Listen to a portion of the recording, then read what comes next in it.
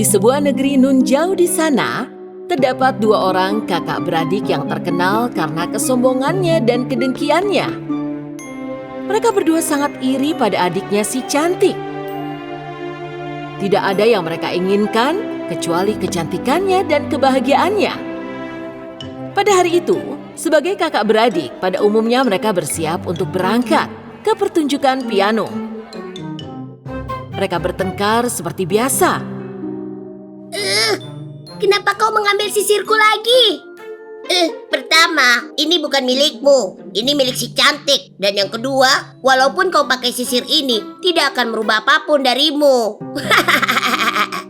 Akhirnya, sisir itu pun patah dan tak ada lagi yang diributkan.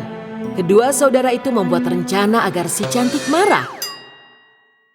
Di sisi lain, penyihir jahat Rosa yang tinggal di kastil yang besar memandang wajah buruk rupanya di cermin dan melemparkan mawar yang layu di tangannya ke tanah.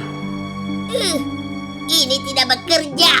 Aku akan jadi buruk rupa selamanya. Walaupun penyihir Rosa adalah penyihir yang masih muda, semua orang mengejek wajah buruknya. Ia telah mencoba ribuan mantra dan sihir, tapi tetap saja tak berhasil. Suatu hari ketika ia sedang menumbuk mawar-mawar dari tamannya dan membuat parfum untuk menghilangkan bau busuknya, kucingnya Mirmir tersandung di kakinya dan semangkuk mawar tumbuk itu terjatuh di kepala penyihir. Tak berapa lama kemudian, tai lalat di wajahnya menghilang. Rambutnya yang kusut dan kribo menjadi seperti sutra. Hidungku, rambutku, tanganku. Aku cantik sekarang. Mirmir, lihat. Aku jadi cantik sekarang. Penyihir Rosa yang menemukan cara untuk menjadi cantik bangun lebih awal setiap pagi dan mengucapkan mantra. Sampai sang pangeran datang dan mengambil mawar di tamannya. Ketika Rosa menutupi cerminnya dengan kain, ia mendengar suara. Dua bersaudara Barbara dan Bianca berdesakan masuk pintu kastil. Apa ini kastil penyihir Rosa?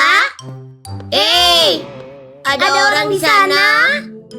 Kedua bersaudara yang iri akan kecantikan si cantik sangat ketakutan ketika mereka tiba-tiba bertemu dengan penyihir di aula kastil. Siapa kalian? Apa yang kau lakukan di sini? Dua bersaudara itu mengeluh pada penyihir tentang kehidupan si cantik yang ia tak dapatkan. Dan mereka ingin mengakhiri kebahagiaannya pada pertunjukan piano hari ini. Terus apa yang kau inginkan dariku? Mantrailah dia. Jadikan dia gemuk seperti balon, sehingga pangeran tidak akan lagi menyukainya. Pangeran tetap akan mencintainya, walaupun dia gemuk. Kalau begitu, kurunglah dia di atas gunung yang tinggi, di dalam 7 gua. Tapi pangeran tetap akan menemukannya juga.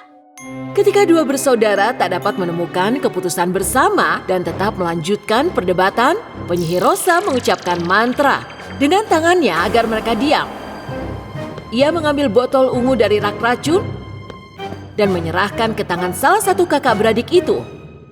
Teteskan 3 tetes ramuan ini ke dalam pianonya si cantik, maka kau akan berterima kasih padaku. Dua bersaudara itu pergi dengan bersemangat. Malam telah datang. Si cantik melihat saudaranya datang juga di pertunjukan piano.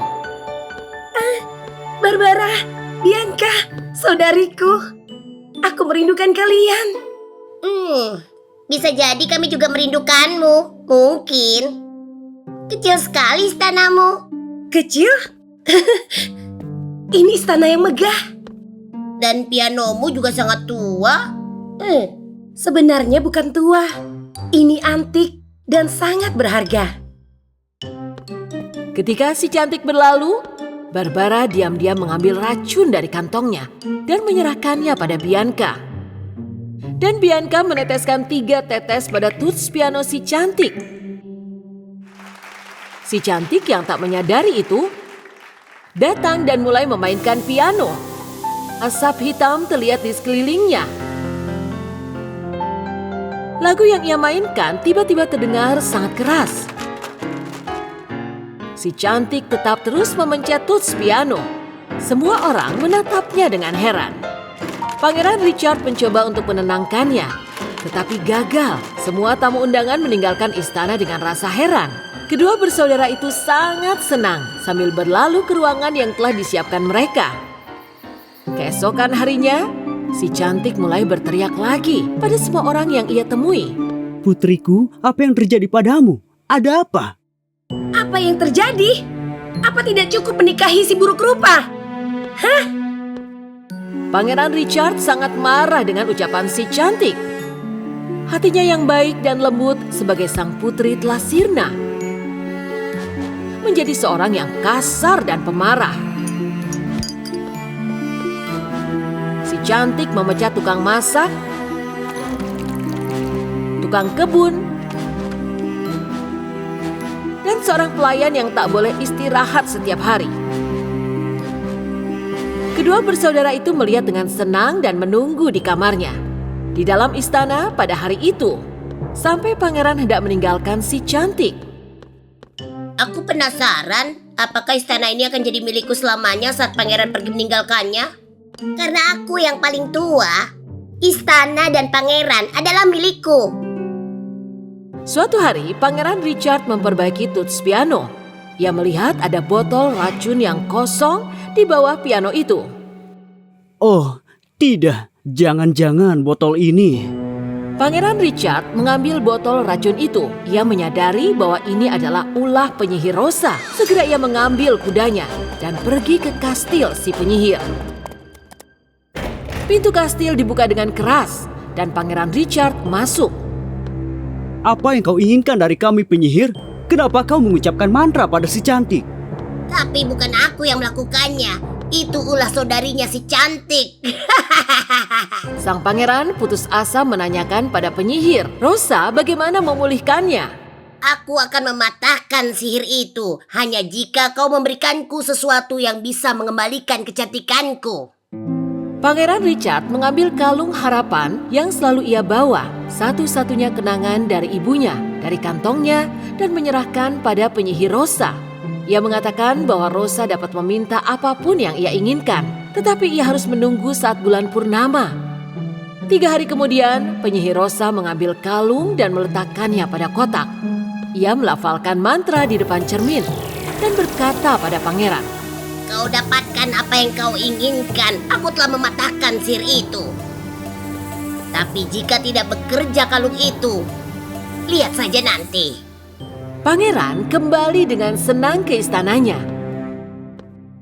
Ia mendatangi si cantik dan mengatakan padanya apa yang terjadi satu demi satu. Dan si cantik memanggil semua pegawainya dan meminta maaf pada mereka. Melihat itu, Barbara dan Bianca tak menerima kekalahannya. Oh, tidak! Lalu meninggalkan istana.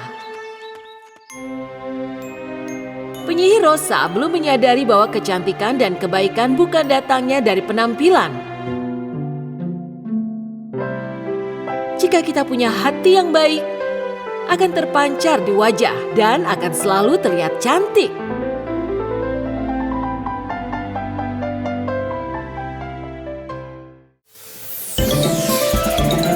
Adi se baba